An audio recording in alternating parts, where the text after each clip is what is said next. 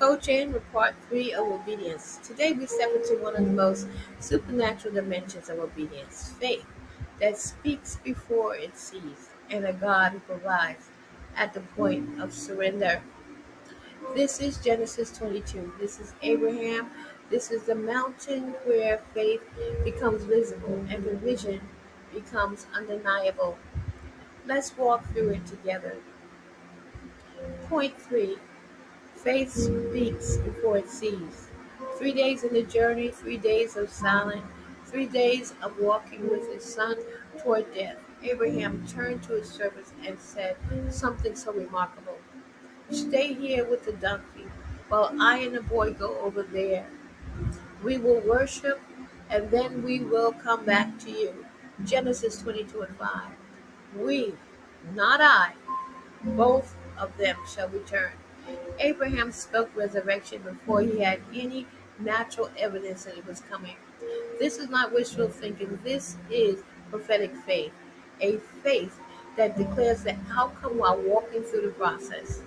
Abraham's statement to his servants was a declaration, not a delusion. The writer of Hebrews says it this way. Exactly what was going on in Abraham's mind was that Abraham reasoned that God could even raise the dead. Hebrews 11:19. He had no promise of rescue, no angel yet. He had only the character of God, who had never yet broken his word with him. And that was enough for Abraham to speak life over a situation that looked like death. Can we do the same? Point B. God himself will provide. Genesis 22 and 8. When Isaac asked, Father, where is the lamb for the burnt offering? One of the most heartbreaking questions in all of Scripture. Abraham answered with the one most faith-filled statement. He said, God himself will provide the lamb. He said it before the ram appeared. He said it before the angel called. He said it with a knife in his bag and no visible alternative in sight.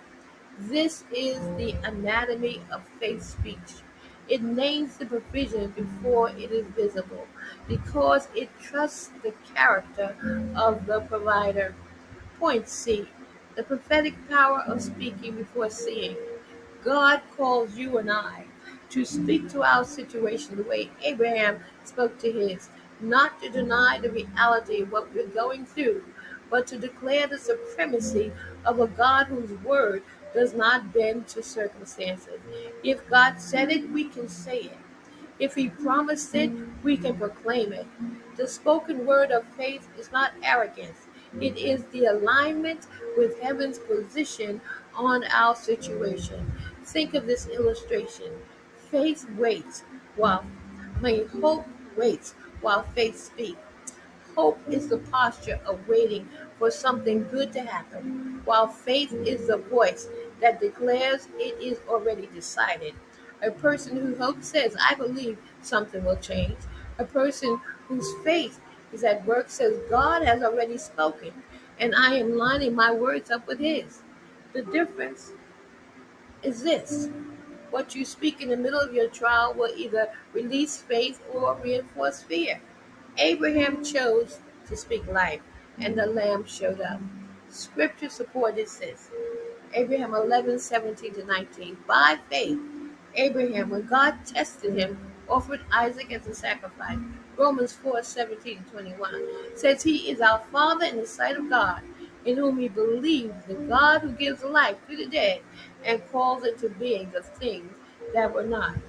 Point 4. God provides at the point of surrender. We have to remember that. The ram did not appear before Abraham found Isaac. The ram did not appear when Abraham picked up the knife.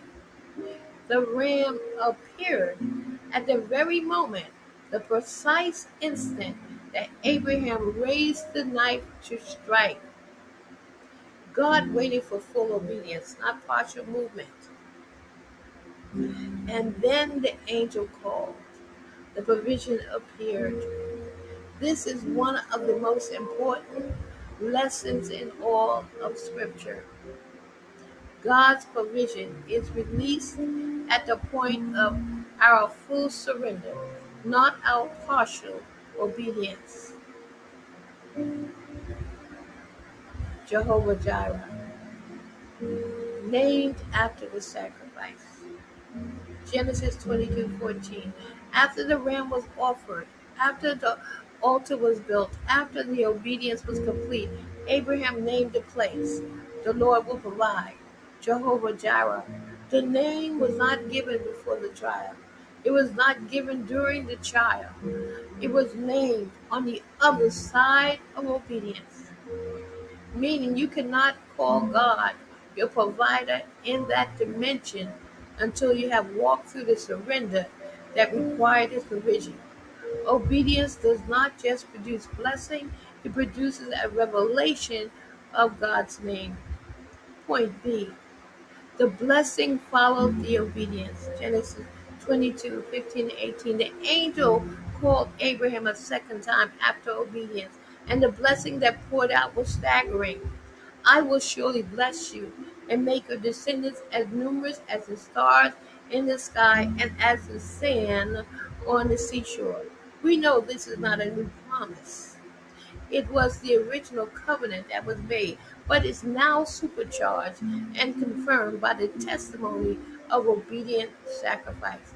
What God promised before, he now ratifies with an oath. Because you have obeyed me. Obedience is a lock, and surrender is the key. Point C. The New Testament parallel, the ultimate lamb. What Abraham foreshadowed, the Father fulfilled. God did not spare his own son. He did not send a ram in the thicket for Jesus in the last moment. He let the night fall. He let the sun die because the sacrifice of Jesus was not a near miss. It was a complete, unreserved, finished act of divine obedience. He who did not spare his own son, but gave him up for us all, how will he not also, along with him, graciously give us all things? Romans 8:32. Think of this illustration. Full surrender, full provision. Many believers are experiencing partial blessing because they are offering partial obedience. They have moved toward the altar now. They have lifted the knife, but they have not completed the act. And so the ram has not yet appeared. God is not withholding provision. He is waiting for the fullness of our surrender. That creates the space for his fullness to fill. The open hand receive, the clutched fist cannot. So until next time, I pray that the peace of God will remain with you and your family. God bless.